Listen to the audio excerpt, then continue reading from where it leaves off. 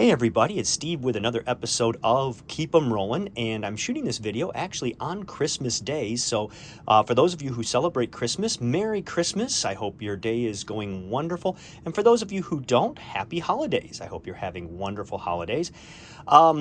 Before we get into the recent find, which is this album right here, you can see I have my Christmas shirt on here. I want to send a quick shout out to my lovely wife who helped me shoot part of this video, and you'll understand when you get to the end. She actually was nice enough to don a winter jacket, gloves, boots, etc., and come outside and help me shoot a video in our current blizzard with very, very cold temperatures. So my hat's off to my lovely wife. Thank you for helping me do that. So today I want to share with you this recent pickup, and this recent pickup is a photo album. Now, it's not a photo album in the sense of someone putting together one man's or one woman's life story, if you will. It's a photo album that consists of Signal Corps photos, page after page of Signal Corps photos. Now, what are Signal Corps photos? Well, Signal Corps photos are photos that capture a moment in time, and they're taken by members of the United States Signal Corps. And what's so great about Signal Corps photos is that they contain the image, but then when you go over to the reverse side, they contain who took the photo, they contain the date the photo was taken, and then they have all of the information about that photo. They also will include official stamps, and they will include, like if we come to this amazing photo right here, and then flip this over, they will contain all of the editing.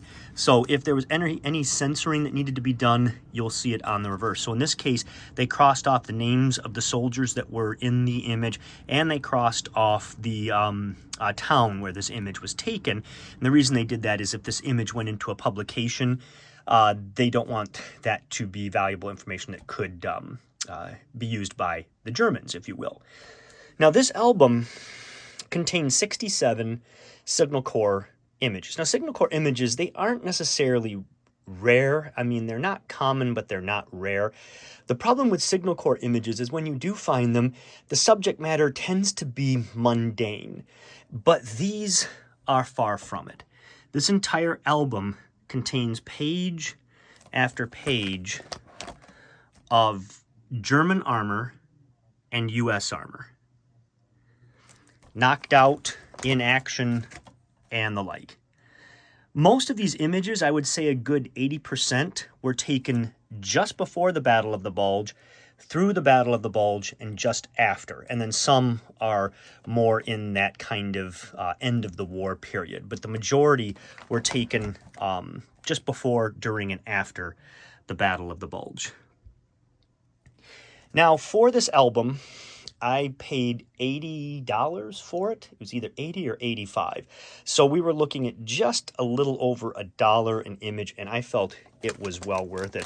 I mean, the details in these and the clarity. You know, here we have good old, General Patton there.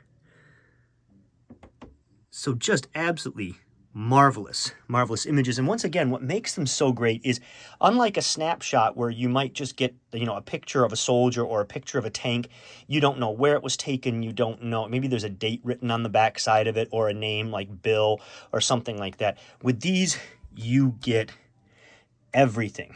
You know exactly when, where, why, etc., etc. Now, I'm going to share some of these images with you here when we get further on in the video, but I want to talk a little bit about the album itself real quick, because this is how this album came to me, okay? And on the front, you have this very typical 1960s type of 3-ring binder, and that is fine. When we go inside here, I also have this kind of piece of propaganda that was dropped on the German population. But inside, you have the photos, and they're in these wonderful plastic sleeves. But I want to caution you about these plastic sleeves. These sleeves are older sleeves. These were probably done maybe in the 80s or 90s. It's hard to tell. And at that time, plastic sleeves like this were often being manufactured out of heavy petroleum products. And they're a problem, okay? So if you have an older photo album in your collection, I strongly recommend that you take a look at it and see what kind of sleeves you have in that photo album, because these sleeves, these ones that are made out of this heavy petroleum type product, and the way you can tell if they're like that heavy petroleum product is, first of all, they tend to be very thick. And these right here, if I feel them, they're just a very thick, heavy sleeve. So that's number one. Number two, when you open the album, you generally, if the album's been closed for a while, the pages will stick together. And you'll get, as you kind of pull them apart, you'll get kind of that sound as they come apart, okay? I practiced that, by the way. So another way to tell is when you try to slide a photo out, you'll get kind of a crackly sound as well when you have to kind of peel that up to slide the photo out. The final way is by smell. If you smell these, they have a really heavy plastic smell to them, and that heavy plastic smell is called off-gassing.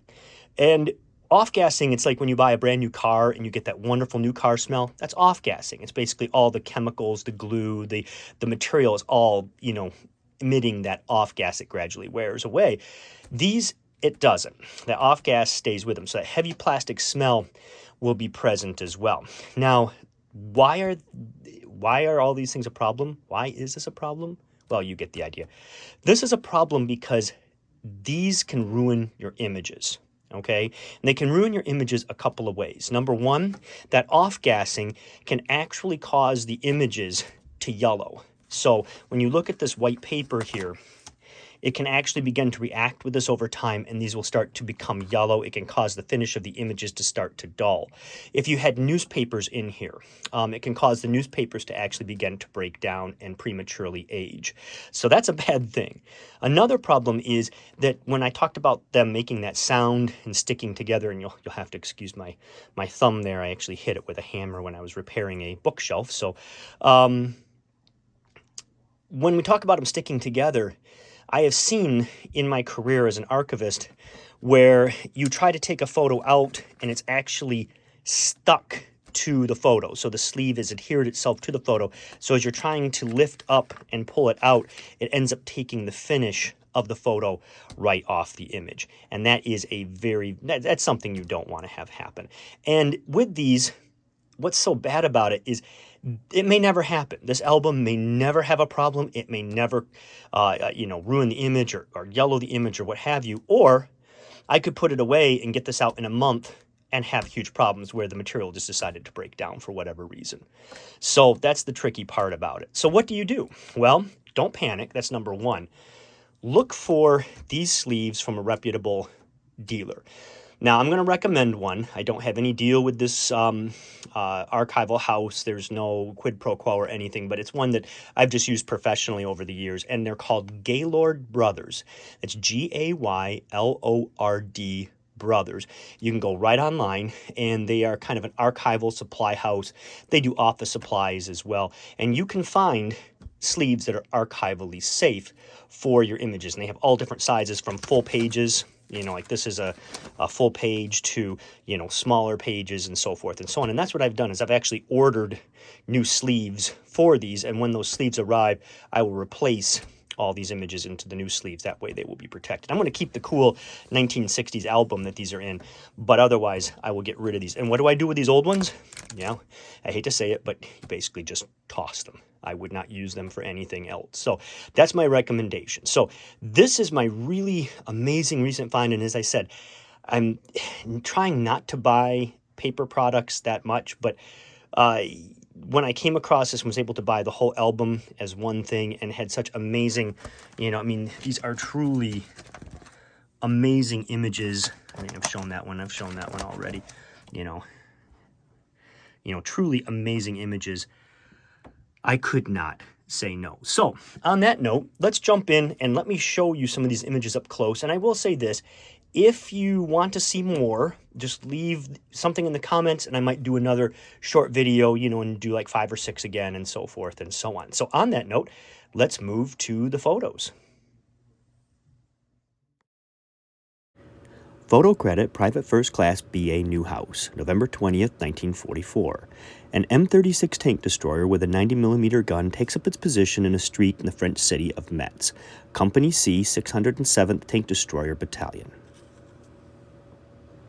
Photo credit Private First Class Cyril F. Caldwell, December 5, 1944. Two infantrymen of the 95th Victory Division inspect a German Mark V tank that was stopped by the fire from a 90mm tank-mounted cannon near Saarland, Germany. The tank, which was loaded with TNT and dynamite to blow up a bridge, was halted 100 yards from its destination. The soldiers in the image are Corporal E. L. Abbott and Staff Sergeant J. A. Pierce of the 1st Battalion, 379th Infantry Regiment, 95th Victory Division. Photo credit Private Norman S. Lowry, December 8, 1944. Advance under fire. With enemy fire directed at them, these American 7th Army troops cautiously fight their way through a Rhine town in the Oberhofen area above Strasbourg. The Yanks have just dashed out from behind the protection of a wall through a roadblock to a new vantage point while the tank gives them cover. This is the 313th Infantry Regiment, 79th Division.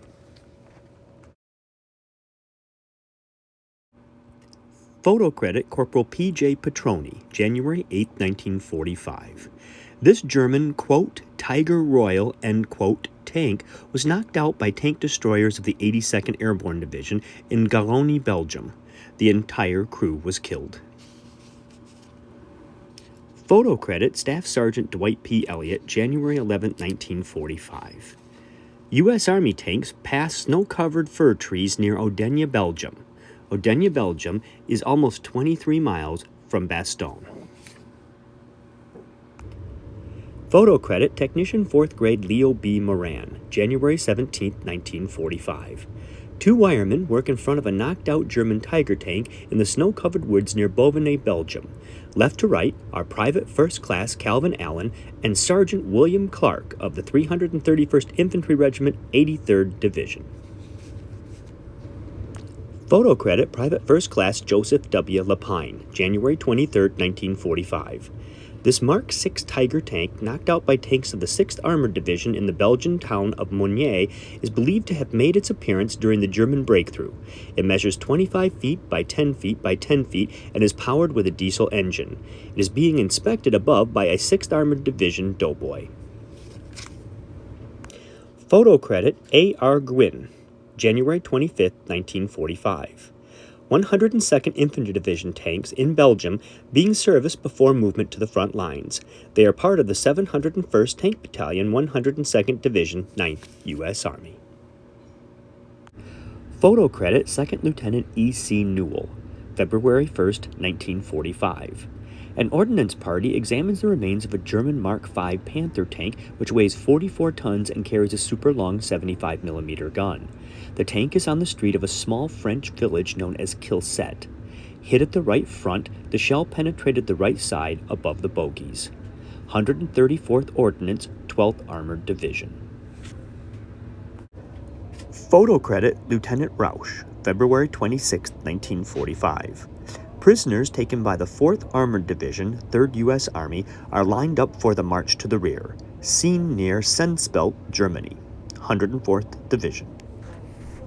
Well, everyone, I hope you enjoyed those photos that I shared with you. And I was trying to think of a way to end this video. And, we're in the midst of a pretty major blizzard right now.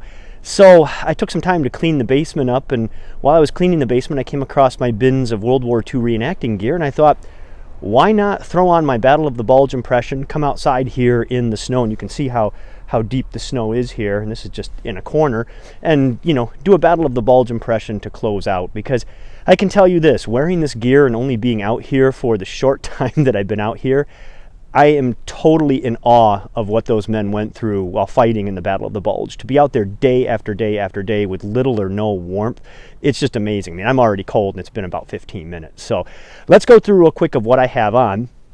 I have on a standard M1 helmet.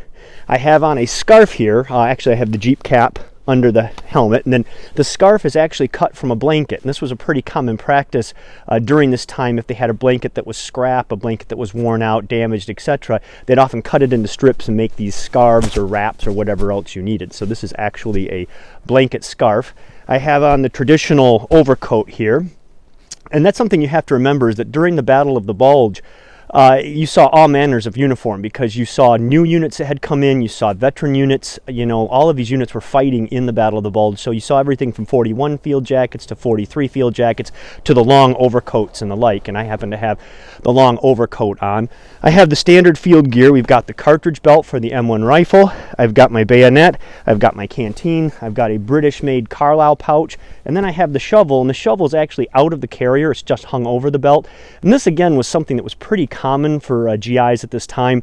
They would take the shovel out of the carrier just because it was easier to access just here on the front. You could just, you know, take it right off and commence to digging. So I have the shovel on the front, and then underneath this I have the standard wool. So I have the wool shirt, I have the OD light shade trousers, aka the mustard trousers, and then on my feet I have just the standard low quarter boots and the leggings. And then of course for my weapon I have the trusty M1 rifle.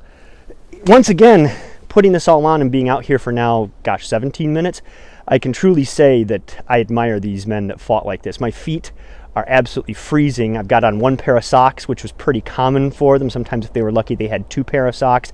And then these boots offer absolutely zero insulation. So once again, it's just, I'm amazed at what these men went through. So on that note, I will say that this video is being shot on Christmas Day. So for those of you who celebrate Christmas, Merry Christmas. And for those of you who do not, Happy Holidays and the like. And this is Steve reminding all of you to, well, keep them rolling.